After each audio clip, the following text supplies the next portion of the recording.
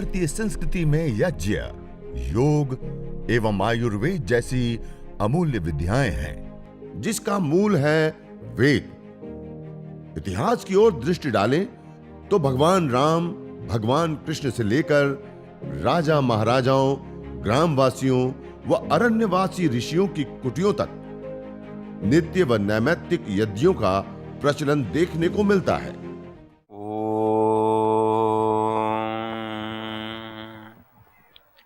परमपिता परमात्मा को कृतज्ञता पूर्वक याद करते हुए हम पूर्व में देख रहे थे कि हम जिस जीवन को जी रहे हैं उस जीवन में प्राणवायु का क्या महत्व है और प्राणवायु की क्या आवश्यकता है, और प्राणवायु जो आज हम विभिन्न प्रकार की सुविधाएं या संसाधन या जिस विकास की अंधी दौड़ में हम दौड़ रहे हैं, उस विकास के कारण आज वायुमंडल दूषित हो गया है।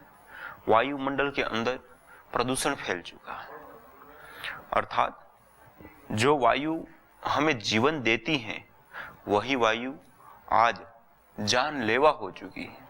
आज शहरों में जो अलग अलग स्थिति बनी है, अलग अलग शहरों में जो आज रिसर्च होकर के सामने आई हुई स्थिति है, उस स्थिति दर्शाती है कि सामान्य रूप से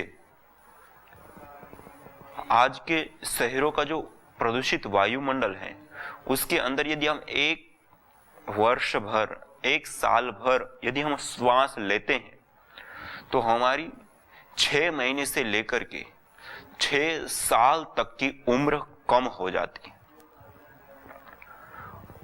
अर्थात जो वायु हमें उम्र देती है, जीवन देती है, वही आज जीवन ले रही है। आज पूरी दुनिया में 70 लाख से अधिक लोग केवल मात्र वायु प्रदूषण के कारण मौत के मुंह में समा जाते हैं। इतना ही नहीं, इससे अतिरिक्त जो अन्य कीट पतंग, पशु पक्षी से लेकर के वनस्पति जगत तक सब इस वायु प्रदूषण की चपेट में आ चुके हैं।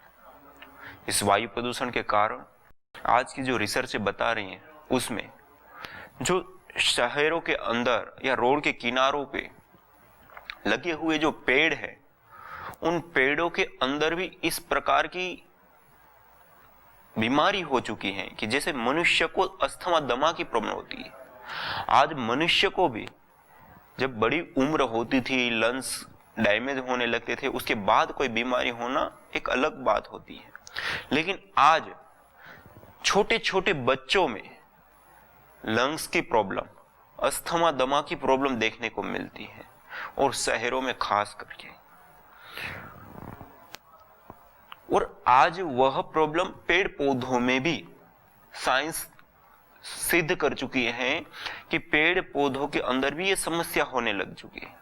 अर्थात पेड़ पौधों के अंदर जो फोटोसिंथेसिस की प्रक्रिया होती है, वह फोटोसिंथेसिस की प्रक्रिया बाधित हो चुकी है, और उसके कारण बड़ी भारी मात्रा में पेड़ पौधों की हानि होती है। तो इस प्रकार से देखें तो मनुष्य से लेकर के संपूर्ण जड़ चेतन जगत इस वायु प्रदूषण की चपेट में है। आज सारा मानसून बदल रहा है, ओजोन परत की क्षरण, ग्लेशियरों का पिघलना, कहीं अतिवृष्टि, कहीं अनावृष्टि, कहीं पे बेमौसम बारिश तो कहीं पे मौसम में भी ना होना बारिश, सूखा पड़ना, कई सारी प्रकार की एक साथ समस्याओं से आज पूरा विश्व जूझ रहा है। और केवल वह कारण है अपनी गलती या अपनी सुख सुविधाओं की अंधी दौड़ या विकास की अंधी दौड़ में अंधे उन्मत्त हुए मनुष्य ने आज मनुष्य से लेकर के मनुष्य तक संपूर्ण जड़ चेतन जगत को संकट में डाल दिया। और इसका मूल कारण है अपनी संस्कृति का त्याग किया है हमने। अर्थात जैसे पेड़ की जड़ होती है, वैसे समाज की जड़ होती है अपनी संस्कृति। पेड़ अपनी जड़ को छोड़ देता है तो समूल नष्ट हो जाता है। सूख जाता है, अपने अस्तित्व को खो बैठता है। ऐसे ही जब मनुष्य समाज अपनी जड़ अर्थात अपनी संस्कृति को छोड़ता है, अपनी संस्कृति का त्याग करता है, अपनी संस्कृति की अवहेलना करता है, तो वो भी ऐसे ही समूल नष्ट हो जाता है, दुख को प्राप्त करता है, कष्ट को प्राप्त करता है। और आज हमें प्रत्यक्ष रूप से समाज में यह देखने को मिलता है। आज हमने जो अपने हाथों से हमने कर्म किए हैं, जो विकास के नाम पर हमने अलग अलग प्रकार के उद्योग से लेकर के अलग अलग प्रकार की सुख सुविधाओं को बढ़ाया है, जो सुख सुविधाएं हम समझ रहे हैं वही सुख सुविधाएं आज हमारी दुविधाएं बन चुकी है। वही सुख सुविधाएं आज हमारा जीवन ले रही हैं, वही सुख सुविधाएं आज हमें बीमारियां, वही सुख सुविधाएं आज हमारे जीवन का हरण कर रही हैं। आखिर ये किस प्रकार का विकास है, हमें ठहरना चाहिए, सोचना चाहिए और विचार करना चाहिए। हम विकास तो करें, लेकिन वह विकास हो संस्कृति मूलक, विकास तो हो लेकिन वह विकास हो प्रकृति के साथ, तभी हमारा प्रकृति का और सबका अस्तित्व संतुलित रहेगा। केवल हम अपनी सुख सुविधाओं को देखते हुए और प्रकृति को नहीं देखेंगे तो हम भी नहीं जी पाएंगे। इसलिए प्रकृति की रक्षा करना, प्रकृति का संरक्षण करना, प्रकृति को अपने जीवन का अभिन्न अंग समझना बहुत ही जरूरी है। आज प्रकृति की जिस प्रकार से अवहेलना की जाती है, प्रकृति का जिस प्रकार से आज दोहन किया जा रहा है, वह दोहन मनुष्य को बहुत भारी पड़ रहा है। और यदि आज जिस प्रकार से हम पोल्यूशन फैला रहे हैं, जिस प्रकार से प्रकृति की हानि कर रहे हैं, यदि ऐसे ही 2030 तक सिलसिला चल गया तो इस धरती पर रहने वाली जो प्रजातियां हैं, आज मनुष्य के ऊपर तो भारी पड़ ही रहा है, लेकिन मनुष्य जो कीट पतंग पशु पक्षी आदियों की जो अलग अलग प्रजातियां हैं, धरती पर 30% से अधिक प्रजातियां विलुप्त हो जाएगी। 30 प्रजातियां नहीं, 30% से अधिक प्रजातियां, एक बहुत बड़ा आंकड़ा होता है। आज हमारे सामने डायनासोर आदि कुछ प्राणियों को देखते हैं तो हम सीरियल बनाते, पिक्चर बनाते हैं और उनकी कथाएं गाते रहते, उसको याद करते रहते, उसके चित्र चिपकाते रहते। लेकिन यदि आज जिस प्रकार से प्रदूषण चल रहा है, जिस प्रकार से विकास की दौड़ में हम उन्मत्त होकर के दौड़ रहे हैं, यदि हमने प्रकृति के ऊपर ध्यान नहीं दिया और इसी रूप में हम आगे बढ़ते रहें तो आने वाले समय में अर्थात 2030 तक यदि यही सिलसिला चला रहा है तो 2030 तक में 30% से भी अधिक प्रजातियां विलुप्त हो चुकी होगी।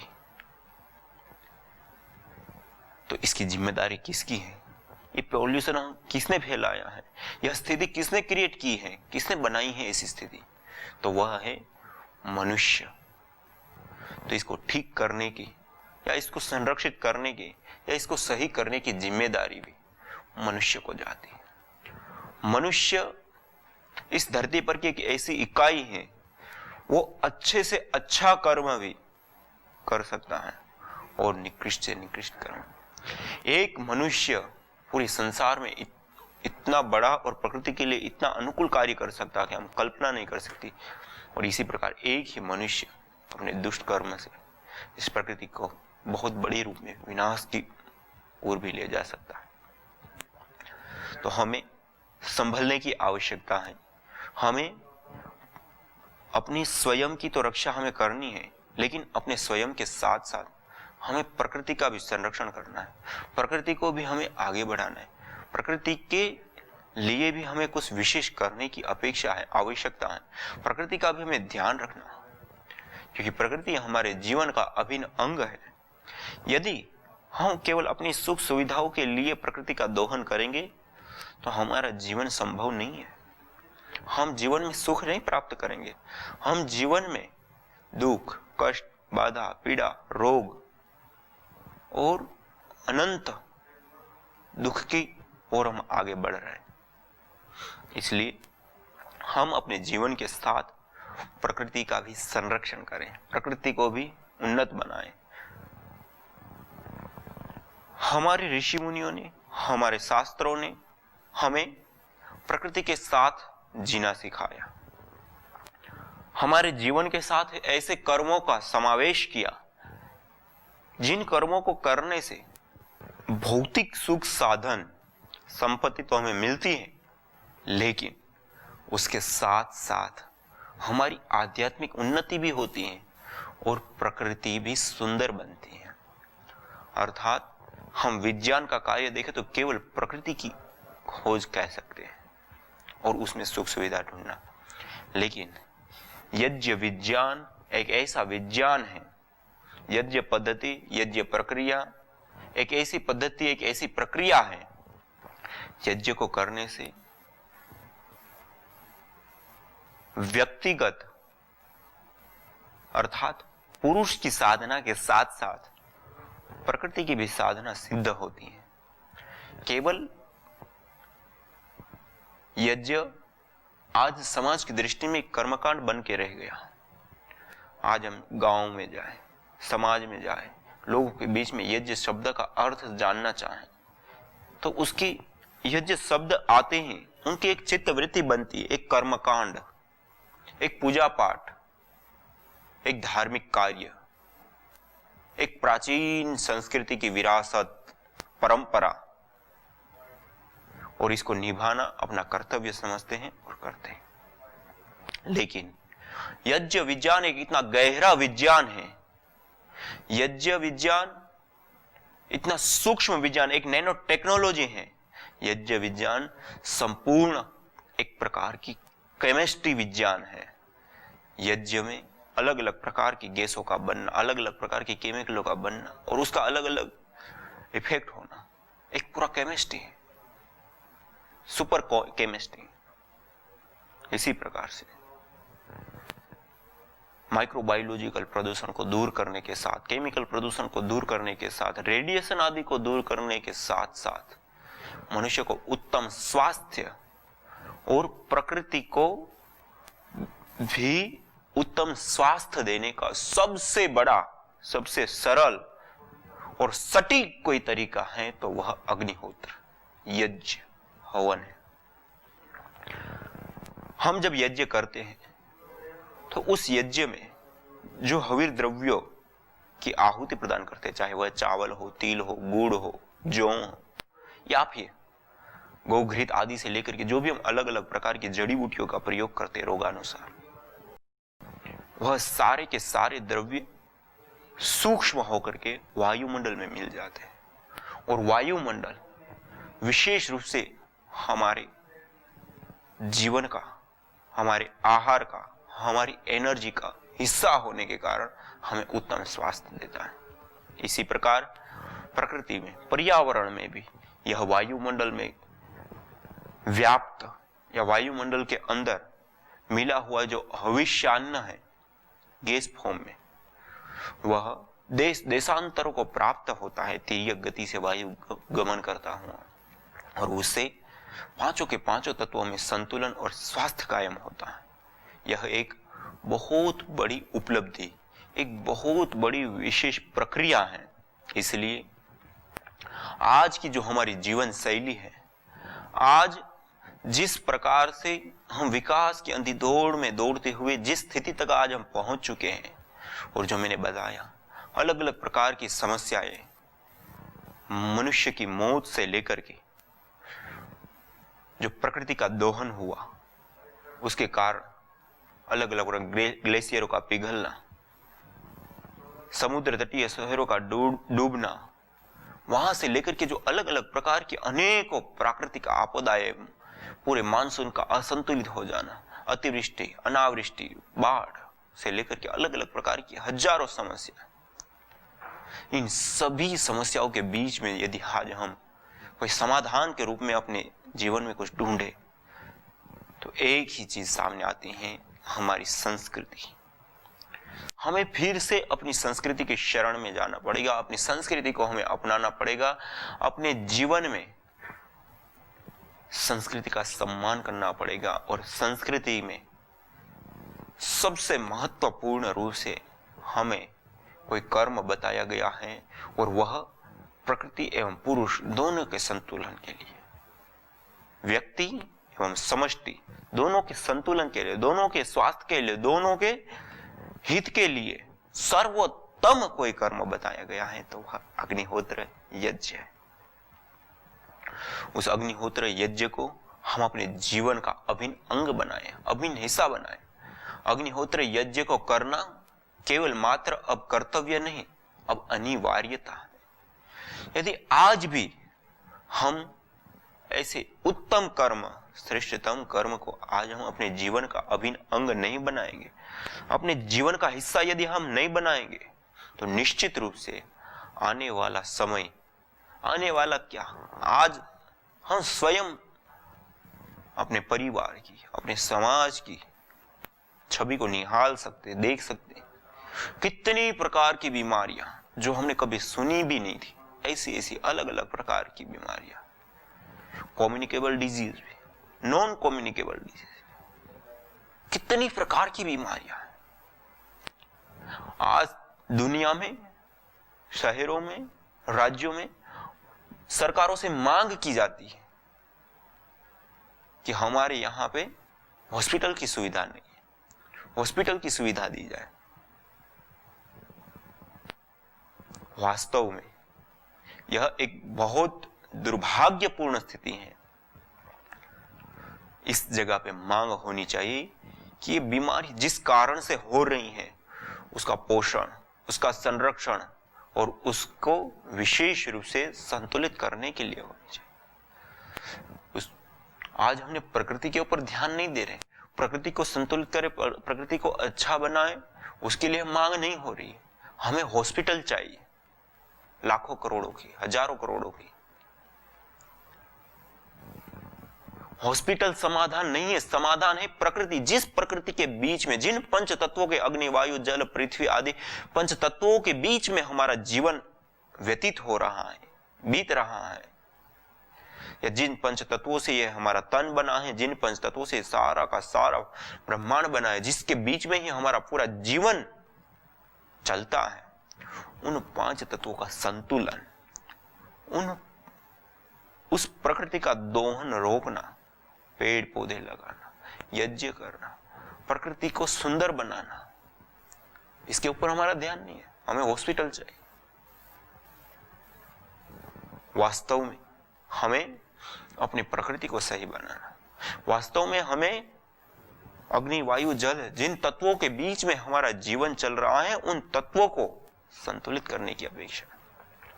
आज जिस वायु में हम श्वास लेते हैं वह वायु इतनी प्रदूषित हो चुकी है जिससे हमें जीवन की अपेक्षा मौत मिल रही है, आयु की अपेक्षा आयु की क्षीणता मिल रही है।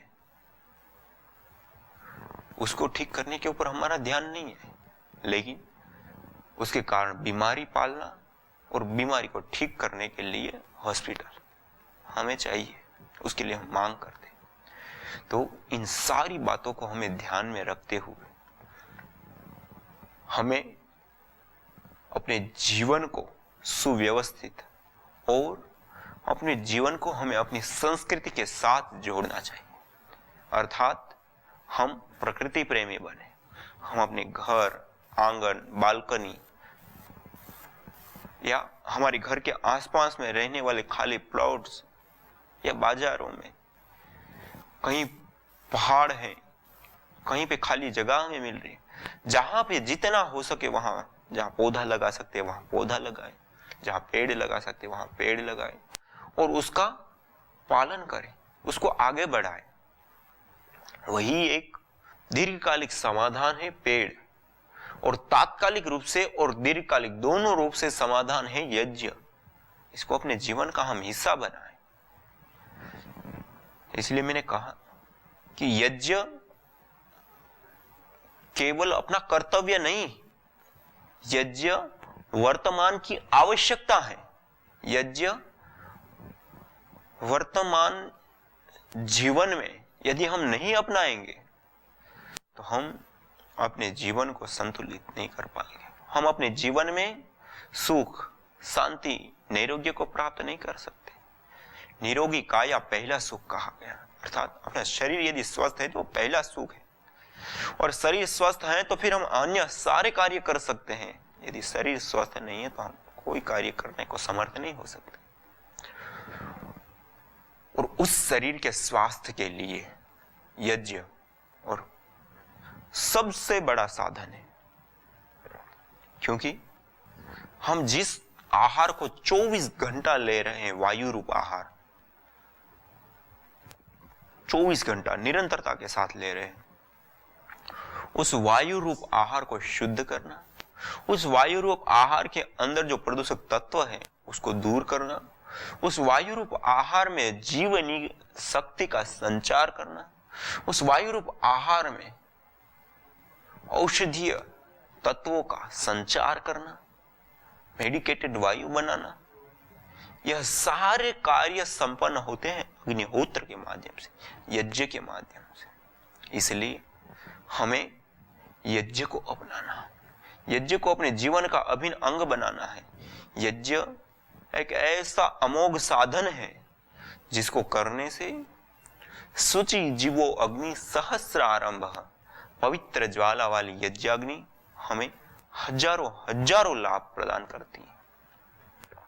सामान्य रूप से मैं कई बार बताता रहता हूं कि हम जो यज्ञ करते हैं, हवन करते हैं, अग्निहोत्र करते हैं, उस यज्ञ हवन अग्निहोत्र से सबसे पहला लाभ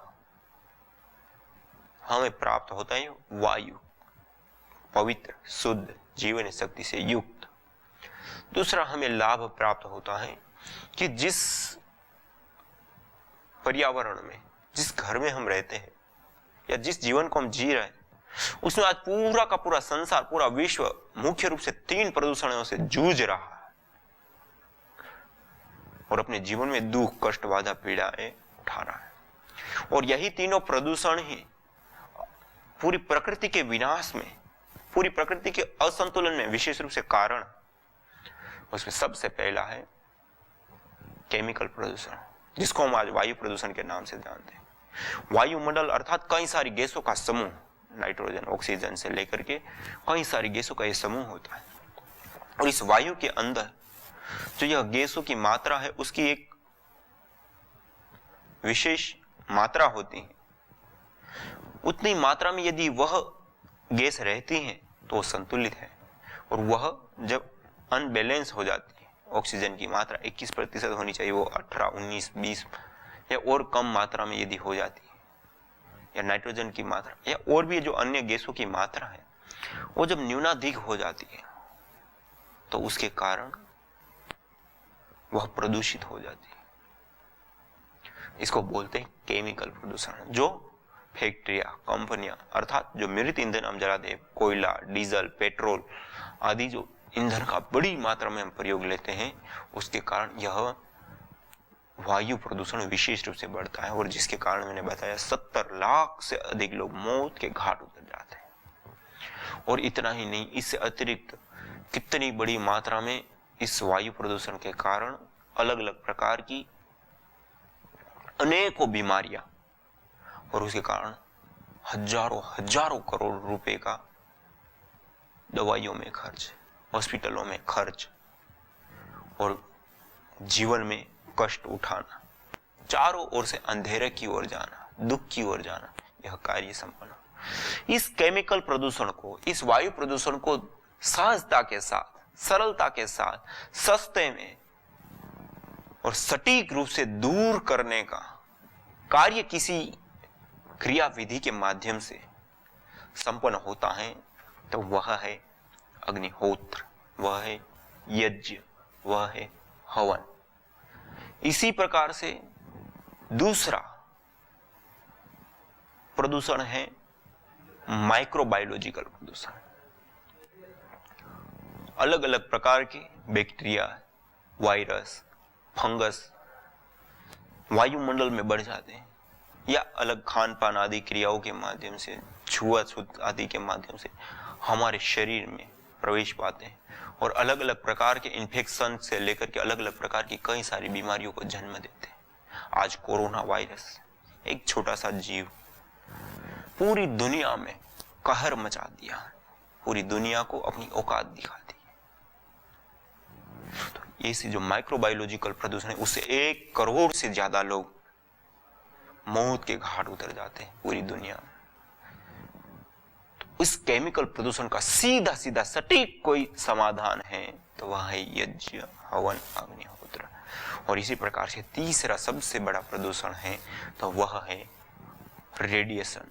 अलग अलग प्रकार के जो आज हमने इलेक्ट्रॉनिक उपकरणों से लेकर के मोबाइल आदि से लेकर के अलग अलग प्रकार के कार्बनिक पदार्थ आदि के माध्यम से जो रेडिएशन पैदा होता है, उस रेडिएशन को कम करने का कार्य किसी माध्यम से होता है तो वह यज्ञ के माध्यम से होता है। और यह अनुसंधान से भी यह सिद्ध हो चुका है। तो इस प्रकार से ये जो अलग अलग प्रकार की हमारे जीवन के साथ आ रही जो समस्याएं हैं, उन सारी समस्याओं का समाधान कोई है तो वह अग्निहोत्र, हवन, यज्ञ। इसलिए मैंने कहा यज्ञ केवल अपना कर्तव्य नहीं अपितु वर्तमान की अनिवार्यता और आवश्यकता है। तो आइए हम इस यज्ञ को अपने जीवन का अभिन्न अंग बनाएं, अपने जीवन में अपनाएं। अपने जीवन को तो हम सुरक्षित और संरक्षित करें, लेकिन उसके साथ साथ हम प्रकृति को सुंदर बनाएं।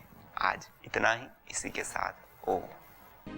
यज्ञ भारतीय संस्कृति का मूल है। तो आइए हम संकल्प लें, संसार के श्रेष्ठतम कर्म यज्ञ को अपनाएं।